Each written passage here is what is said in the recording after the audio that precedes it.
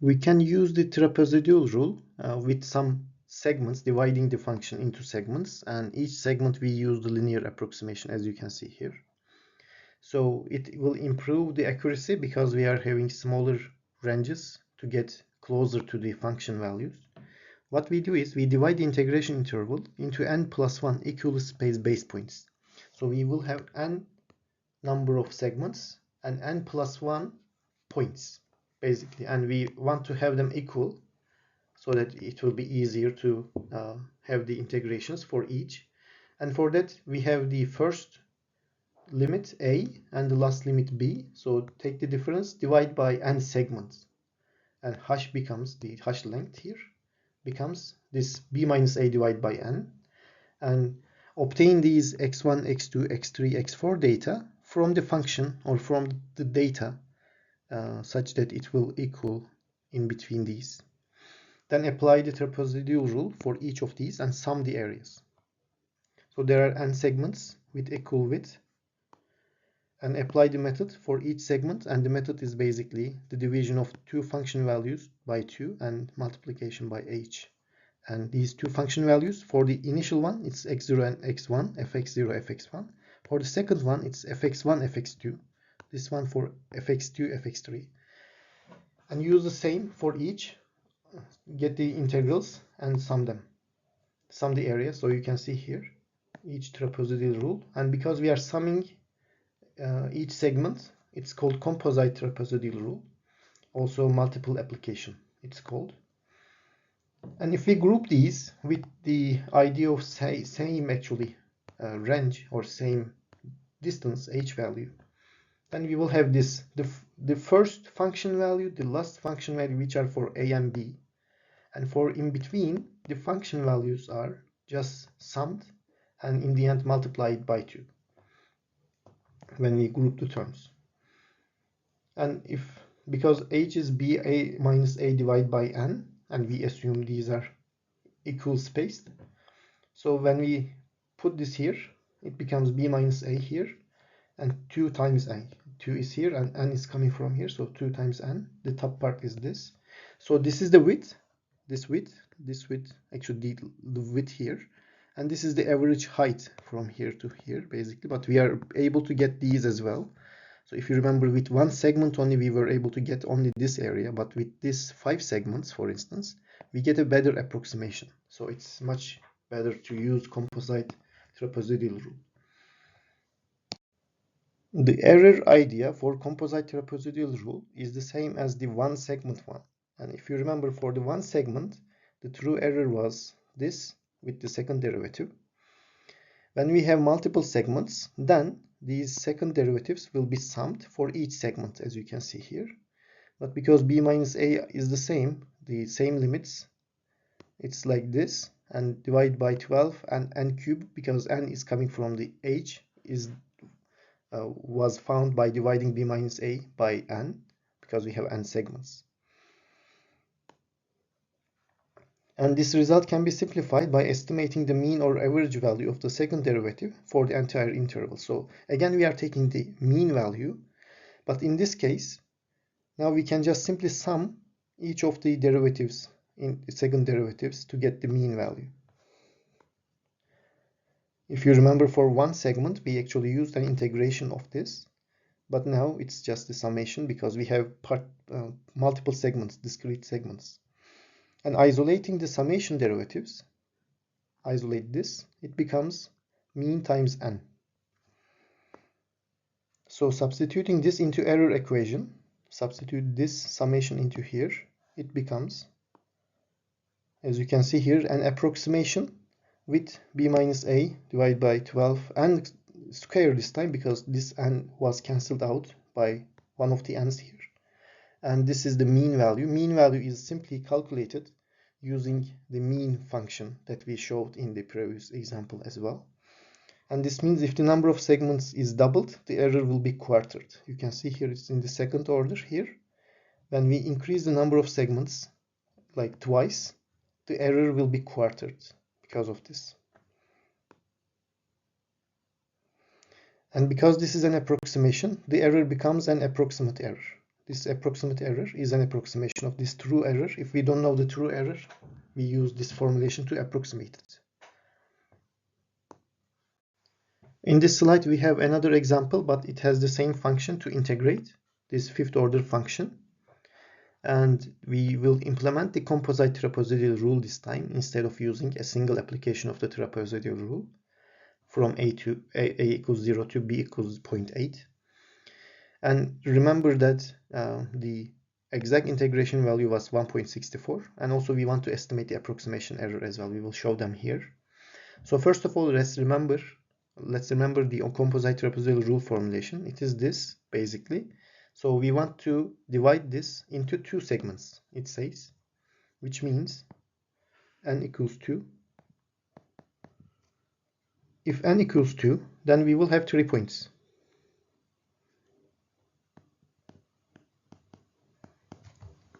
And also, h means b minus a divided by h, divided by n, which means 0.8 minus 0 by 2. And each interval is 0.4 in distance. That means when we have a and b, we simply have a plus 0.4, which becomes 0.4. There we will have a value over there. Then 0.4 plus 0.4 again becomes 0.8, so we stop there. So for this formulation here, x0 is actually a, which is 0. Then we add this h value to find the other one. x1 is 0 plus 0.4, or we can say, for instance, first x0 plus h, 0 plus 0.4, and it is 0.4. And x2 is basically x1 plus h, and that's 0.4 plus 0.4, which becomes 0.8. We do this procedure until we find the b value, and this is b value, so we stop here. There is no further points. Then for these, let's calculate the function values. Then f0 from here, basically we calculated this before as well, 0.2. And for this one, f0.4, the function value is 2.456. And for this one, the function value is 0.232. We calculated this as well in the previous example. We just didn't know this and calculated that. Now implement this in this formulation. So basically, when we say this n is 2, then I is equivalent to b minus a times, here we have fx0 plus in here, because this is 2 minus 1 is 1, so it's from 1 to 1. That means there is only one function. 2 times fx1, and then plus fxn means fx2 divided by 2 times 2. So this is the formulation. Let's use this here to calculate with these. I is equivalent to 0.8 minus 0, b minus a, times fx0 is 0.2 here, then plus 2 times fx1 here, 2 times 456, 2.456, plus fx2 is here, 0.232, divided by 2 times 2. And from here, the integration is 1.0688. Compare this with this one. You can see it's getting closer when we use more segments. For one segment case, this was like 0.17 or something. So now it's 1. It's getting closer to this. When we increase the number of segments, we will reach to this true value. Let's calculate the true error first here. Let's calculate here.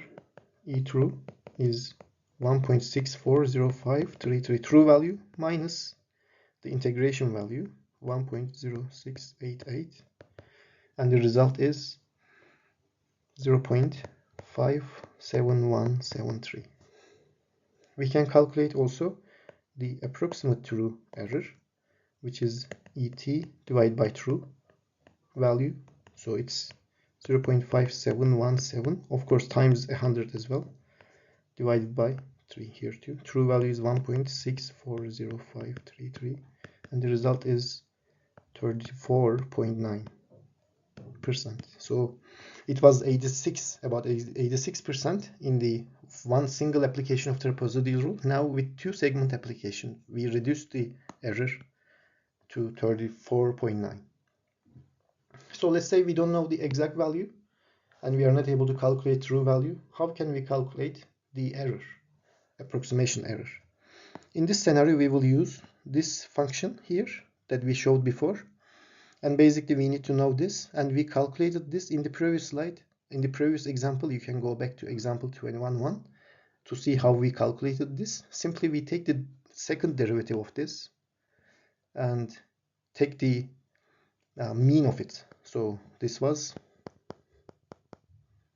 the second derivative x was equivalent to the integration from a to b of the function second derivative x divided by b minus a, and this value was calculated as 60 in example 21.1.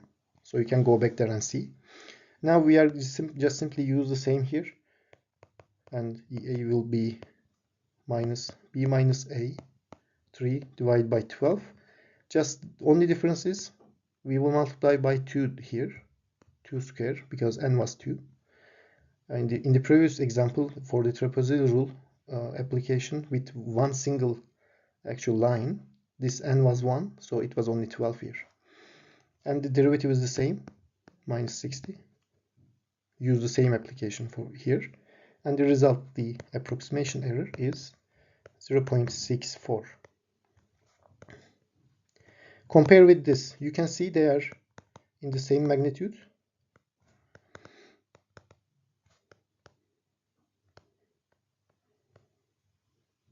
Which means that we can use this approximation error formulation to be able to predict the error. You can use it. And here, because we use two segments, the error actually is better. That's why the difference between these are also better. So it's much closer to this compared to the single application of the trapezoidal rule. You can compare with example 21.1 to get some idea. So now in the next slide, we will compare the results for additional more segments application of trapezoidal rule. Let's see that slide and how the errors are getting reduced and reduced. In the trapezoidal rule, when we use composite rule actually with additional segments, the increase of segments will increase the prediction accuracy. You can see here with two segments we have this accuracy. We are actually ignoring this part because of the linear approximation, but with 3 segments we are getting closer to the actual integral area. For 4 segments we are getting better. For 5 segments we are getting better as well. So let's see them in a table. For example 21.2 actually.